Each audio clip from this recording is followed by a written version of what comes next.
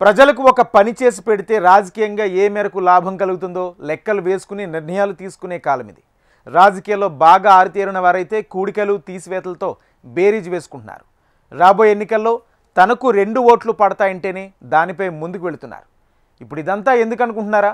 సిక్కోలు జిల్లాలో మండలాలు పునర్విభజనలో నేతల తీరు ఇలాగే ఉందట. నా ఒక్క నియోజకవర్గంలో సమస్య పరిష్కారం అవుతే చాలు, మిగతా ప్రాంతాల గురించి మాకెందుకన్నట్లు వ్యవహరిస్తున్నారు. గత పాలకుల తప్పిదాలను సరిచేస్తామని చెప్పిన కూటమి నేతలు అధికారంలోకి వచ్చాక ప్రజల మనోవేదనను ఏమాత్రం పట్టించుకోవడం లేదట. తమ ఆధిపత్యం చేజారిపోతుందని ఏమాత్రం అంచనా ఉన్నా ఆ పని చేయటానికి ససేమిరా ఇష్టపడటం లేదట ఆ జిల్లాలోని అన్ని పార్టీల నాయకులు. రాజకీయ వ్యూహాల్లో ఆరితేరిన మంత్రి అచ్చెన్నాయుడు, ప్రతిపక్షంలో ధర్మాన ప్రసాదరావుల లాంటి నేతలు ఉన్న ప్రస్తుతం సిక్కోలు జిల్లాలో మార్పులు చేర్పుల ప్రక్రియలో తమ నియోజకవర్గానికే మొదటి ప్రాధాన్యత ఇస్తూ మిగతా నియోజకవర్గాలపై దృష్టి సారించటం లేదనే టాక్ ఉంది. జిల్లాల పునర్విభజనలో పలాస రెవెన్యూ డివిజన్లో ఉన్న నందిగాంను టెక్కలిలో యథావిధిగా చేర్చే ప్రతిపాదనను కేబినెట్ సబ్ కమిటీ పరిశీలనకు వచ్చేలా మంత్రి అచ్చెన్న పావులు కదిపారట.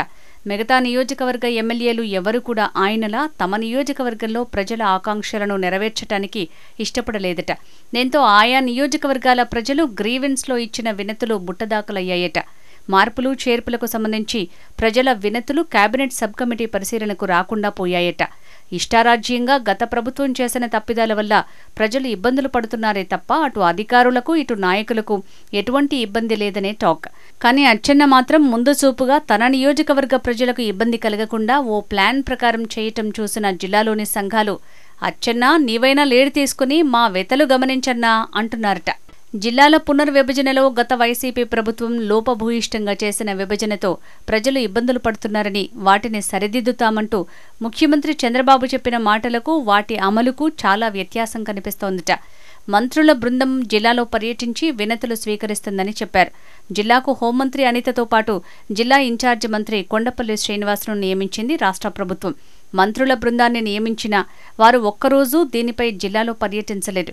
అయినా వివిధ ప్రాంతాలకు చెందిన ప్రజలు, సంఘాల నాయకులు పలు సందర్భాల్లో మీకోసం కార్యక్రమంలో కలెక్టర్లకు వినతులు ఇవ్వటం, తదుపరి ఏ ఎమ్మెల్యే కూడా తమ మాటలు వినటం లేదంటూ మీడియా ముందు వెతలు వినిపిస్తున్నారు సదరు ఆ ప్రజా సంఘాలు. ప్రభుత్వం వాటిని పరిగణనలోకి తీసుకుని తమ ఆకాంక్షలను నెరవేరుస్తుందని అంతా భావించాం. కానీ కేబినెట్ సబ్ కమిటీ పరిశీలనలో అందులో ఏ ఒక్కటి లేకపోవడంతో తీవ్ర నిరాశకు లోనయ్యాం అంటున్నారు. అసలు కేబినెట్ సబ్ కమిటీ ఎప్పుడు పరిశీలనకు వచ్చిందో తెలియదంటూ మండిపడుతున్నాయట సంఘాలు. పాతపట్నం నియోజకవర్గాన్ని పాలకొండ నుంచి టెక్కలి రెవెన్యూ డివిజన్లో కలపడంతో పన్నుల నిమిత్తం వెళ్లే ప్రజలు తీవ్ర వ్యయ ప్రయాసలకు లోనవుతున్నారు. కొత్తూరు నుంచి టెక్కలి వెళ్లాలంటే 67 కిలోమీటర్ల దూరం ప్రయాణించాలి. టెక్కలికి నేరుగా బస్సులు కూడా లేని పరిస్థితి. 3 బస్సులు మారితే గాని టెక్కలికి చేరుకోలేరు. తమ మండలాన్ని శ్రీకాకుళం రెవెన్యూ డివిజన్లో కలపాలంటూ జిల్లాల పునర్విభజన నాటి నుంచి కోరుతూనే ఉన్నారు. ఎల్లెన్పేట మండల ప్రజలది అదే పరిస్థితి. ప్రభుత్వం కేబినెట్ సబ్ కమిటీ ఏర్పాటు చేయడంతో గ్రీవెన్స్లోనూ వినతులు ఇచ్చారు. ప్రభుత్వం తమ వినతిని పరిశీలిస్తుందని, కష్టాలు తీరుతాయని వారు ఆశలు పెట్టుకున్నారు. తీరా చూస్తే ఈ నెల 5వ తేదీన సమావేశమైన కేబినెట్ సబ్ కమిటీ కనీసం దాన్ని పరిగణనలోకి తీసుకోలేదు. జిల్లాల విభజన తర్వాత పలాస రెవెన్యూ డివిజన్లో ఉన్న నందిగాంను యథావిధిగా టెక్కలి రెవెన్యూ డివిజన్ పరిధిలోకి తీసుకొచ్చారు. వాస్తవానికి నందిగాం, పలాస మధ్య 18 కిలోమీటర్ల దూరం ఉండగా నందిగాం, టెక్కలి మధ్య 10 కిలోమీటర్ల దూరం ఉంది. ఈ ప్రతిపాదనలను పరిశీలించిన ప్రభుత్వం కొత్తూరు, ఎల్లెన్పేట మండలాల ప్రజల వినతిని పరిశీలించకపోవడంపై విమర్శలు వెల్లువెత్తుతున్నాయి. ఇది ఏ రకమైన శాస్త్రీయ విభజన అని ప్రజలు ప్రశ్నిస్తున్నారు. కేవలం మంత్రి అచ్చెన్నాయుడు నియోజకవర్గం వల్లే ప్రభుత్వం పరిశీలనలోకి తీసుకుందని, తమ కష్టాలను ప్రభుత్వం చూడలేదని ఆయా మండలాల ప్రజలు వాపోతున్నారు. జిల్లాకు సంబంధించి కొత్తగా ఒక్క మార్పుకు అవకాశం కనిపించలేదు. ఇచ్చాపురం, పలాస, టెక్కలి, పాతపట్నం నియోజకవర్గాలతో కొత్తగా పలాస జిల్లా ఏర్పాటు చేస్తారంటూ గతంలో జోరుగా ప్రచారం సాగింది. మొన్నటి వరకు కొత్త జిల్లా ఏర్పాటుకు అవకాశం ఉండొచ్చని అంతా అనుకున్నారు. కేబినెట్ సబ్ కమిటీ పరిశీలించిన ప్రతిపాదనల్లో అది లేకపోవడంతో తీవ్ర నిరాశకు లోనయ్యారు. ఇచ్చాపురం నుంచి జిల్లా కేంద్రానికి రావాలంటే సుమారు 4 నుంచి 5 గంటల సమయం పడుతోంది. తీవ్ర వ్యయ ప్రయాసలకు లోనవుతున్న ప్రజలు పలాస జిల్లా ఏర్పాటైతే తమ కష్టాలు తీరుతాయని భావించారు. అది కూడా కొండెక్కిపోయింది. మెట్టూరు, మురపాక, బారువ ప్రాంతాలను మండల కేంద్రాలుగా మార్చాలని వినతులు వస్తున్నాయి. ఇప్పటికే అక్కడ మండల సాధనా సమితులు కూడా ఏర్పాటయ్యాయి. మార్పులు చేర్పుల తర్వాత కూడా శ్రీకాకుళం జిల్లా ఐటీడీఏ లేని జిల్లాగానే మిగిలిపోయింది.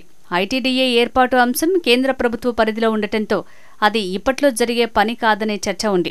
ఈ నేపథ్యంలో ప్రత్యామ్నాయంగా సీతంపేట మండలాన్ని జిల్లాలో చేరుస్తారనే ప్రచారం జోరుగా సాగింది. మరోవైపు పాలకొండ నియోజకవర్గాన్ని శ్రీకాకుళం జిల్లాలో కలపాలంటూ ర్యాలీలు, వినతులతో ప్రభుత్వానికి మొరపెట్టుకున్నారు.